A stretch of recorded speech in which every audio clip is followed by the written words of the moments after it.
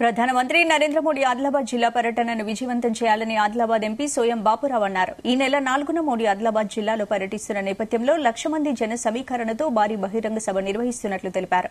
మోడీ ఆదిలాబాద్ జిల్లా పర్యటన నేపథ్యంలో ఎమ్మెల్యే పాయల్ శంకర్ క్యాంపు కార్యాలయంలో సోయం బాపురావుతో పాటు ఎమ్మెల్యే పాయల్ శంకర్, మాజీ ఎంపీ రాథోడ్ రమేష్, ఇతర నేతలు పాల్గొన్నారు. ఆదిలాబాద్ పార్లమెంటు పరిధిలోని 7 నియోజకవర్గాల నుండి జనం తరలివస్తారని తెలిపారు. ఇక 41 ఏళ్ల అనంతరం ఒక ప్రధానమంత్రి జిల్లా పర్యటనకు రావడం జరుగుతోందని, పార్టీ శ్రేణులు పర్యటనను విజయవంతం చేసేందుకు పాటుపడాలని ఎంపీ పిలుపునిచ్చారు.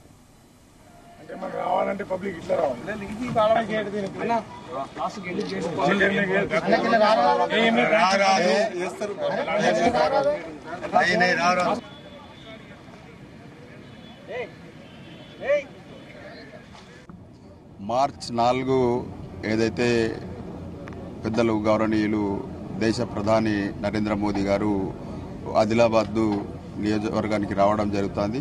ముఖ్యంగా దేశానికి స్వాతంత్రం వచ్చి 75 సంవత్సరాలు అయిన తర్వాత ఒకసారి ప్రధానమంత్రి మాజీ ఇందిరాగాంధీ ఒకసారి ఎలక్షన్ క్యాంపింగ్కి రావడం జరిగింది.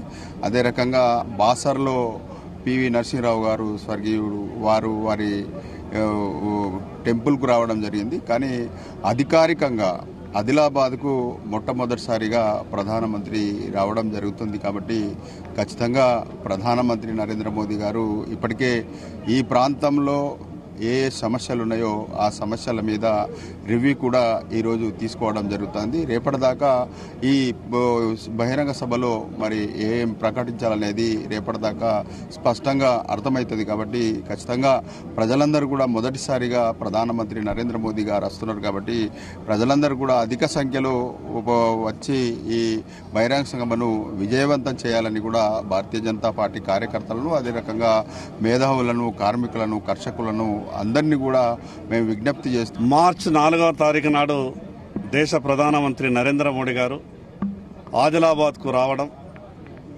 ఆదిలాబాద్కు వస్తున్నటువంటి వార్త ఆదిలాబాద్ ప్రజలంతా విన్న తర్వాత ఒక సంతోషకరమైనటువంటి వాతావరణంలో ఇది ఆదిలాబాద్ ప్రజలకు ఒక గొప్ప అవకాశం.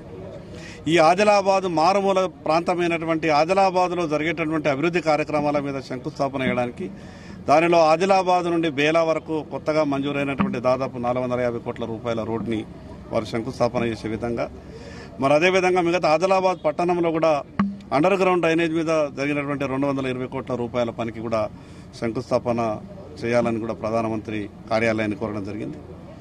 ఏది ఏమైనా ఒక దేశ ప్రధానమంత్రి ఈ మారుమూల జిల్లా, వెనుకబడినటువంటి జిల్లాగా పేరున్నటువంటి ఈ ఆదిలాబాద్కు రావడం ఆదిలాబాద్ ప్రజలందరూ కూడా సంతోషంగా భావిస్తూ ఉన్నారు.